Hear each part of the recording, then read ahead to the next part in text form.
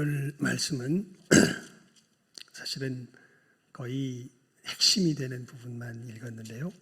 17절부터 시작해서 31절까지가 하나의 이야기입니다. 예수께서 길에 나가실새 한 사람이 달려와서 꿇어앉아 묻자오되 선한 선생이며 내가 무엇을 하여야 영생을 얻으리이까.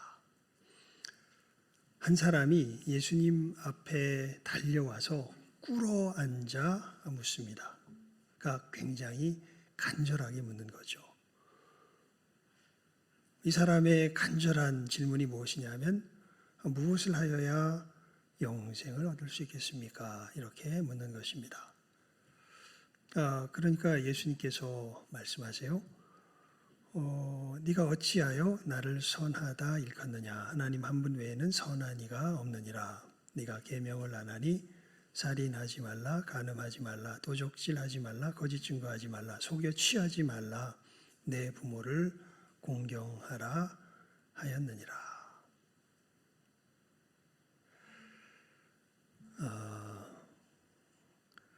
여러분 참 복된 고민의 사람입니다. 내가 무엇을 하여야 성공할 수 있겠나이까? 내가 무엇을 하여야 이 땅 가운데서 평안한 삶을 살 수 있겠나이까? 안락한 삶을 살 수 있겠나이까? 이렇게 묻지 아니하고 내가 무엇을 하여야 영생을 얻으리까? 라고 질문할 수 있는 사람은 정말 복된 질문의 사람입니다. 왜냐하면 여러분 참 어저께인가요? 그저께인가 그 아버지와 이제 동생이 하는 대화였는데요. 가만히 들으면서 참 좀 뭐랄까 측은한 마음이 들었는데 아버지가 봉화지염에 걸리셨습니다. 왜 걸렸는지 모르겠어요. 그러니까 발이 뚱뚱 부어가지고 봉화지염에 걸리셔서 이제 한 달이 넘은 것 같습니다. 한 달이 넘어서 이상하다, 발이 이상하게 막 시뻘겋게 돼서 퉁퉁 부어가지고 병원에 가 보니까 봉화지염이랍니다. 그래서 이제 항생제도 주사하고 막 잘 가라앉아서 이제 항생제 투여를 그만해도 되겠다 해서 이제 약만 먹고 지금 이제 병원에 한 일주일에 한 번씩 이렇게 가는 과정 가운데 있는데 낳는 중에 좀 약간 또 부은 것 같아요. 그러니까 어머니가 그러시는 거예요. 아버지 보고 당신 왜 저렇게 발이 부었어? 그러게. 참 대화 보면 참 재밌습니다. 병원에 가야 되는 거 아니야? 그렇게 병원에 가야 될 것 같은데 그렇게 이야기를 하세요. 그러더니 그 동생이 듣고 있다가 아버지 지금 병원 다니고 계시잖아요. 그러니까 그러냐? 그런데 이게 왜 이렇게 뚱뚱 부었냐? 이렇게 이야기를 하세요. 그러면서 야 아무래도 큰 병원에 가야 될 것 같아. 이제 이렇게 이야기를 하십니다. 그러니까 자기가 지금 병원에 가고 있다는 것도 생각은 잘 못 하시는데 지금 뭐가 지금 눈앞에 당장 걱정이냐면 야 이거 내 다리가 왜 이렇게 부었냐? 이게 뭔가 크게 아픈지는 아는데 이상하니까 이거 빨리 고쳐지지 않으면 큰일 나겠다. 이제 이런 식의 생각이 있으신 것 같아요. 그거 보면서 참 야 우리 아버지가 내가 곧 하나님 앞에 갈 거지 이런 생각은 전혀 없으시구나. 지금 이게 빨리 낫는 게 지금 아버지의 지금 큰 정말 자기 온 인생에 어머님한테 왔는데 계속 반복을 하시는 거예요. 야, 그래도 이거 큰 병원에 가는 게 낫지 않겠냐 그러니까 이거는 수술할 거 아니 이런 거 아닐 거면 뭐 큰 병원까지 갈 거 없습니다. 이야기하는데도 그래도 큰 병원이 좋을 것 같아. 이제 그런 얘기를 계속 하시는 것을 들으면서 참 측은하구나. 정말 우리 그런 점에서 17절 말씀 한번 읽어볼까요? 우리 시작하면 읽겠습니다. 시작. 예수께서 길에 나가실새 한 사람이 달려와서 꿇어앉아 묻자오되 선한 선생이며 내가 무엇을 하여야 영생을 얻으리까? 정말 얼마나 복된 질문입니까? 예, 내가 어떻게 해야 영생을 얻으리까? 그래서 예수님께서 말씀하세요. 네가 어찌하여 나를 선하다 일컫느냐?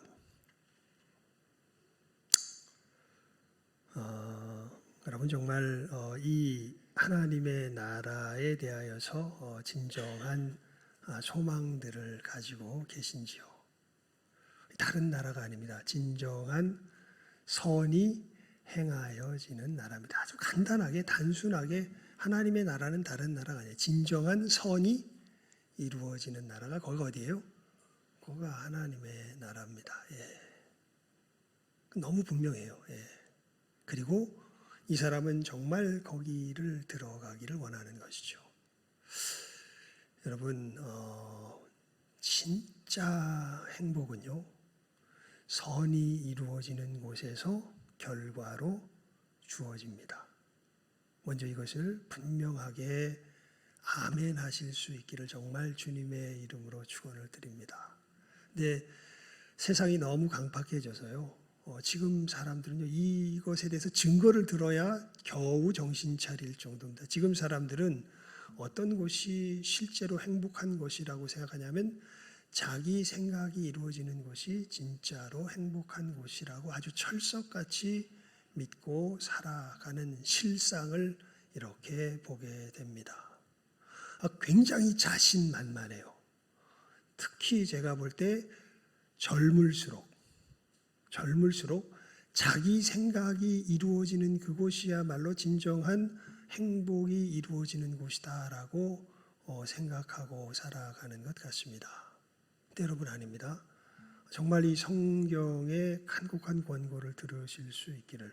여러분 진짜 행복이 이루어지는 것은 무엇이 펼쳐지는 곳이냐면 진정한 선이 펼쳐지는 것이 진정한 행복이 이루어지는 것입니다. 행복은요, 결코 우리가 목표로 추구해야 될 대상이 아닙니다. 행복은 뭐로 주어지는 거예요? 결과로 주어지는 거예요. 이거 분명히 아셔야 돼요. 여러분 믿음의 길을 걸어가면서 이 부분만큼은 확실하게 하십시오. 행복은 뭐 해야 할 대상이 아니다? 추구해야 할 대상이다 아니다? 아니다. 예. 행복은 어떻게 되는 거다? 결과로 주어지는 거다. 의에 거하게 되면 하나님께서 결과로 주어주시는 것이 그것이 뭐다? 그것이 행복이다. 그게 진짜 행복입니다, 여러분. 예. 우리가 참 교만하죠. 우리는 뭐가 이루어지면 행복할 것 같아요? 내 생각이 이루어지면 행복할 것 같아요. 우리 아버지는 뭐만 이루어지면 행복할 것 같아요, 지금? 팔 붙는 것만 나면 행복할 것 같으신 거예요. 예. 간단하게 말하면 그런 거죠. 근데 아닙니다, 여러분.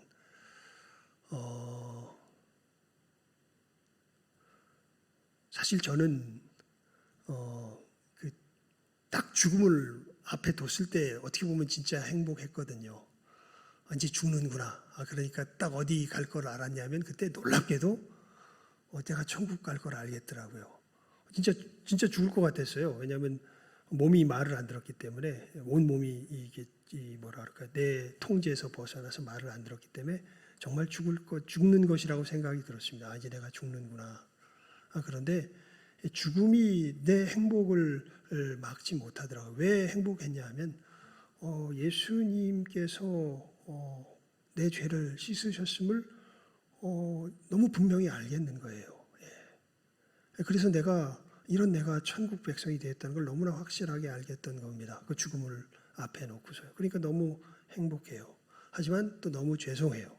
하나님 앞에서 하나님께서 이렇게 큰 구원을 베푸셨는데 제가 하나님께 드린 것이 없이 그냥 받기만 하고 가는구나, 이런 생각이 들어서 너무 염치도 없고 좀 죄송하다, 좀 드릴 수 있었으면 좋겠는데 이제 이런 생각을 하면서 죽는 줄 알았더만 안 죽고 살아나서 지금까지 이렇게 살아오고 있습니다. 그러면서 주님 오실 날을 이제 기대하는 그 걸음을 걸어가는데 근데 참 놀랍죠. 어느 틈엔가 세상 정욕 속에 슥 빠져 들어갈 때가 있습니다. 그러면 누가 오기를 바라기보다, 주님께서 오시길 바라기보다 어떤 것을 지속하는 것을, 이 땅에서의 이 썩어질 것을 지속하는 것을 또 바라면서 아둥바둥 살아가고 있는 제 모습을 또 동시에 보기도 하거든요. 야, 그러면서 그런 점에서 정말 이 질문은 정말 복된 질문이라는 거예요. 선한 선생님이여, 내가 무엇을 하여야 무엇을 얻으리까? 영생을 얻으리까? 여러분, 이 분명한 초점 가운데 주님 앞에 나오실 수 있길 바랍니다. 오늘 말씀은 그 질문을 가진 사람에 대한 답이에요, 사실은. 예수님께서 말씀하시는 것이죠. 계명을 지켜라. 하나님, 선한 분은 오직 한 분 하나님이신데 그분이 말씀하신 이 천국의 기준, 그 계명을 너가 지키면은 네가 영생을 얻게 될 거다라고 이야기를 하십니다. 그랬더니 이 부자 청년이 이야기하죠. 선생님, 이것은 어려서부터 다 지켰습니다. 그러니까 예수님께서 마가복음엔 특별히 이 표현이 있어요. 그를 보시고 사랑하사. 예수님께서 무슨 얘기냐면 이 사람이 얼마나 분투하고 애썼는지에 대해서 알아주셨는 거예요. 정말 어려서부터 정말 복된 질문을 가지고 살았던 사람이죠, 그죠? 남들은 어떤 자기 행복 쫓아서 살아가는 사람이 사실은 많은데 이 사람은 정말 하나님의 나라를 사모하면서 그 나라의 선을 이루기를 원하여서 그 나라에 들어가기 원해서 애를 쓰면서 살았으니까요. 그래서 애썼다는 거예요. 어려서부터 다 지켰다는 거예요. 주님께서 말씀하신 것, 살인하지 말라, 간음하지 말라, 도적질하지 말라, 거짓 증거하지 말라, 속여 취하지 말라, 내 부모를 공경하라 하였느니라. 여짜오되 선생님이여, 이것은 내가 어려서부터 다 지켰나이다. 예수께서 그를 보시고 사랑하사 가라사대 그런데 네게 오히려 한 가지 부족한 것이 있다. 가서 내 있는 것을 다 팔아 가난한 자들을 주라. 그리하면 하늘에서 보화가 내게 있으리라. 그리고 와서 나를 좇으라 하시니. 여러분, 근데 예수님이 사랑하시기 때문에 그 사람의 실상에 대하여서 알려주십니다. 네가 다 지킨 줄 알고 지금 살아가지만 네 가슴이 네 머리보다 똑똑하구나. 네 머릿속으로는 다 지킨 줄 아는데 어디가 불안해서? 가슴이 불안해서 누구 앞에 나온 거예요? 예수님 앞에 나온 거 아닙니까? 또 사실 너는 다 지킨 게 아니라 부족하다. 지키지 않았다. 뭘 지키지 않았냐면 1계명을 지키지 않았다. 너 사실은 하나님을 섬기는, 하나님을 신뢰하는, 하나님을 경외하는 그 경외심으로 너가 이러한 일들을 했던 것이 아니라 돈의 힘을 빌어서 한 것이 너의 여태까지 걸었던 걸음의 실상이다. 너 거기서 돌이켜야 된다. 그러기 위해서는 너는 네가 가지고 있는 것을 다 어떻게 해요? 팔아라. 팔아서 가난한 사람들에게 나눠주고 그리고 와서 나를 좇아라. 주님께서 이 사람이 어떻게 영생을 얻을 수 있을지 그 길을 알려주십니다. 그랬더니 이 사람이 이렇게 성경에 표현되어 있어요. 재물이 많은 고로 이 말씀을 인하여 슬픈 기색을 띠고 근심하며 가니라. 이 참 이해가 되죠. 여러분, 1,000만 원을 포기하는 것과 100억을 포기하는 게 이게 같지가 않죠. 예전에 읽었던 책 중에 이런 이야기가 기억이 납니다. 어떤 사람이 이 사업을 처음에 시작하면서 정말 하나님 앞에서 신실한 믿음으로 사업을 잘했습니다. 그래서 정말 사업이 이제 막 초창기에 일어날 때는 하나님 앞에 성실하게 11조를 드렸는데 이 사람이 사업이 잘 됐어요. 잘 돼가지고 굉장히 번창했습니다. 많이 버는 사람이 되었습니다. 그래서 이제 목사님이 하루는 신방을 갔는데 그 사람이 그런 얘기를 하는 거예요. 목사님, 한 가지 고민이 있습니다. 요즘 뭐가 고민입니까? 물어보니까 온전한 11조를 못하겠습니다. 예전에 조금 볼 때는 그게 11조가 제대로 띄어졌는데 많이 보니까 이게 잘 안 띄어집니다. 이렇게 이야기를 하더라고요. 그래서 목사님이 그렇게 기도해 주셨다 그러죠. 하나님, 많이 벌지 않고 네, 조금 벌게 해주시라고. 그래서 시험 받지 않게 해주시라고 그렇게 목사님이 기도하셨다고 하는데 그 상황이 이해가 되죠. 이 사람이 재물이 많은 거로. 그러니까 정말 어떻게 보면 재물의 힘을 더 아주 진하게 체험했기 때문에 정말 이 재물이 없게 될 때 자기가 어떻게 살아가야 될지 차라리 어디에 안 가더라도 뭘 얻지 않더라도 영생을 얻지 않더라도 뭐는 못 버리겠다. 이 재물은 못 버리겠다. 이런 정말 이 뭐라 그럴까요? 굉장히 고통스러운 어떤 갈등 속에서 그냥 22절 말씀해 보면 슬픈 기색을 띠고 근심하며 갑니다. 여러분, 그러면서 제자들이 예수님의 말씀에 놀라고요. 예수님께서는 이들에게 이야기합니다. 제자들에게 얘들아 하나님 나라에 들어가기가 어떻게 어려운지 약대가 바늘귀로 나가는 것이 부자가 하나님 나라에 들어가는 것보다 쉬우니라 하신대. 그러니까 여러분 우리들이 진짜 행복을 추구하지 아니하고 행복은 주어지는 것이니까요. 진정한 선을 추구하며 살아가는 것 자체가 얼마나 사실은 이 불가능한 것인지에 대해서 아마 성경 속에서 가장 심도 있게 우리들에게 알려주고 있는 구절이 바로 이 구절이라고 말해도 과언이 아닙니다. 그래서 제자들이 놀라죠. 누가 구원을 얻을 수 있는가? 여러분 진짜 구원을 얻으려면요. 그래서 우리가 이 선에 거해야 돼요. 그러니까 이 사람 같은 경우에는 뭘 팔 수 있어야 돼요. 자기의 모든 재산을 팔 수 있어야 돼요. 그리고 이런 부분을 예수님께서 자세하게 산상수훈에서 여러 가지 경우를 예를 들어서 말씀해 주시죠. 여러분 우리가 다른 사람을 사랑한다고 말할 때는요.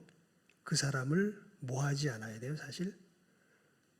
살인하지 않는다고 말할 때는 미워하지 말아야 돼요. 미워하지 말아야 돼요. 간음하지 않는다고 말할 때는 음심을 품지 말아야 돼요. 그리고 한술 더 떠서 우리가 진짜 하나님의 이 선을 실천하며 나아간다고 하면요. 우리는 우리에게 잘해주는 사람이 아니라 오히려 우리의 누구를 사랑할 수 있어야 돼요? 원수를 사랑할 수 있어야 돼요. 그것도 어디에서? 마음에서 그렇게 할 수 있어야 돼요. 그래야 이 사람이 뭘 얻어요? 영생을 얻어요. 그래야 천국 백성의 가장 그 산상수훈에서 말씀하신 내용을 다시 여러분 강조하여 알려드립니다. 산상수훈의 내용은요. 천국에서 최고 클래스에 있는 사람의 모습이 아닙니다. 겨우 천국 문턱 넘어간 사람의 모습이 그려진 게 어디예요? 그게 산상수훈이에요. 그러니까 그 정도의 삶을 우리가 실제로 우리 마음에서 살아내지 못하면 우리는 어디 들어갈 수 없어요. 천국에 들어갈 수 없어요. 이건 제 얘기가 아니라 예수님께서 마태복음에 보면 거기 나와요. 너희 의가 누구보다 낫지 못하면 바리새인들보다 낫지 못하면 결단코 어디에 들어가지 못한다. 천국에 들어가지 못한다. 예수님께서 분명하게 말씀하십니다. 그래서 사실 성경을 우리가 보게 되면요. 우리는 진실한 마음으로 보면요. 이 부자 청년처럼 이 생각이 들어와요. 내가 천국에 들어갈 수 있을까? 천국에 들어가기 위해서 행해야 될 것들을 바라보면 우리는 뭐하며 돌아갈 수밖에 없을까요? 근심하며 돌아갈 수밖에 없습니다. 근데 전혀 다른 종류의 사람들이 있습니다. 우리가 7절까지 읽었는데 28절 말씀으로 함께 읽어볼까요? 시작하면 읽습니다. 28절입니다. 10장 28절 말씀 시작. 베드로가 여자와 가로되 보소서 우리가 모든 것을 버리고 주를 쫓았나이다. 그러니까 제자들도 앞에 것을 보고 놀라잖아요. 야, 누가 천국에 들어갈 수 있나? 이런 생각이 들었는데, 가만히 보니까 우리 성경을 보게 되면 예수님께서 제자들을 부르실 때 제자들이 어떻게 하고 예수를 쫓습니까? 다 버리고 쫓죠.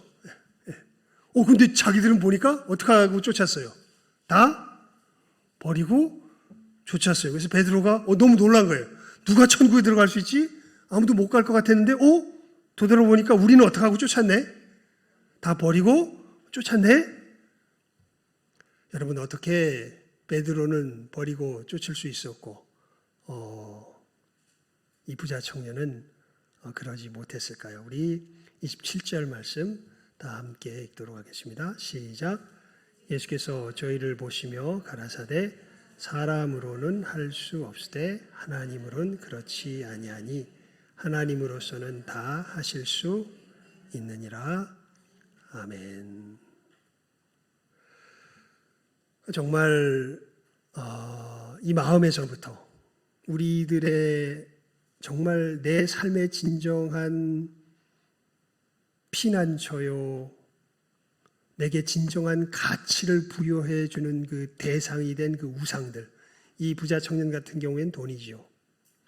이것을 진짜 진실하게 버리고 살아계신 하나님을 섬기며 나아갈 수 있는 그 생명, 그것이 우리들에게 어떻게 주어질까요? 여러분, 주의 몸된 교회는 늘 이 메시지를 선포합니다. 사람으로는 할 수 없으되 하나님으로서는 다 하실 수 있느니라. 여러분, 우리가 이 자리에 왜 나오는 것입니까?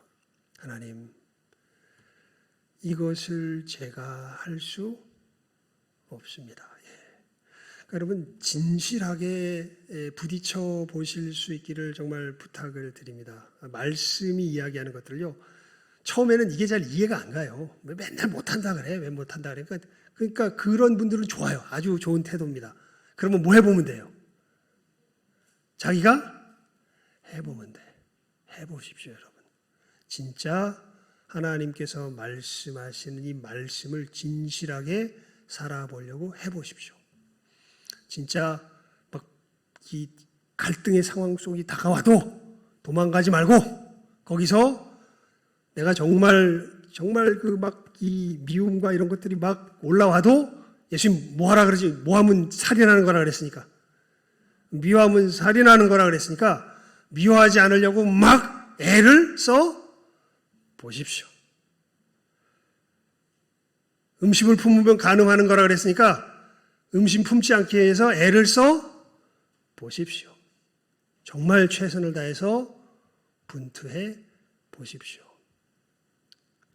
그러면 여러분, 그때 진짜 우리의 실체를 알게 될 거예요. 오호라, 나는 곤고한 사람이로다. 누가 이 사망의 몸에서 나를 건져내랴. 여러분, 그 고민 가운데 늘 이 자리를 떠나지 마시고 주님 앞에 나아가시는 여러분들이 될 수 있기를 바랍니다.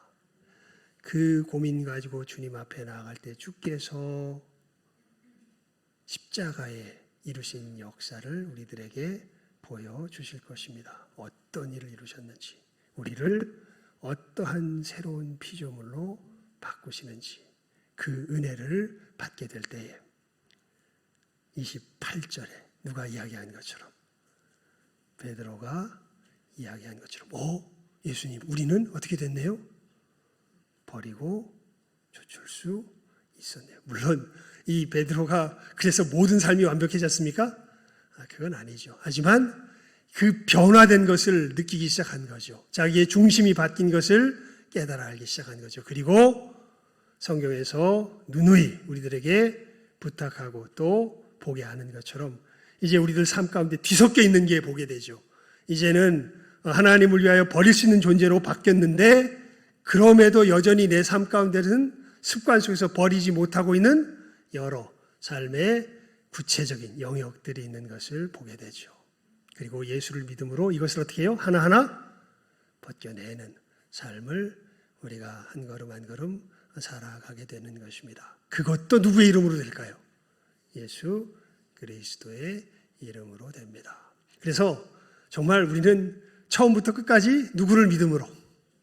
예수를 믿음으로 우리의 이 생명의 길을, 이 구원의 길을 걸어가게 되는 것, 다시 한번 분명하게 마음에 새기시고, 이 확실한 주님의 권능 앞에 우리의 마음을 진실하게 내어드릴 줄 아는 이 시간 함께하는 우리 모든 귀한 영혼들 다 될 수 있기를 주님의 이름으로 축원을 드립니다.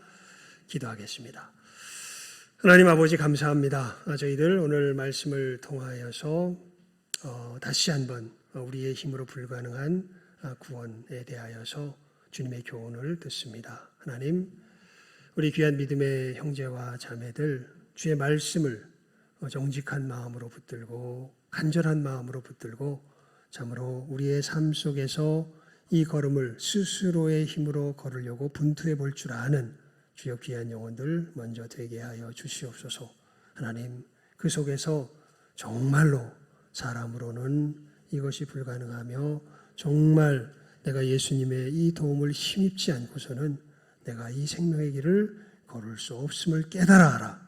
정말 주께서 이루시는 그 십자가의 구원의 역사 앞에 참된 마음으로, 열린 마음으로, 기꺼운 마음으로 달려나아가 그 은혜를 받아 누리며 주님의 이 구원의 역사 속에서 이 생명의 길, 베드로와 같이 이 제자들과 같이 힘차게 걸어갈 줄 아는 이 시간 함께하는 우리 모든 귀한 영혼들 다 되게 해주시기를 간절히 바라옵고 소원하오며 축복하오며 모든 것 예수님의 이름으로 기도드리옵나이다. 아멘. 예배 후에 우리 구역장 모임 모이도록 하겠습니다. 다른 광고는 주보를 참조하시면 되겠고요. 우리 특별히 이제 내일부터 우리 릴레이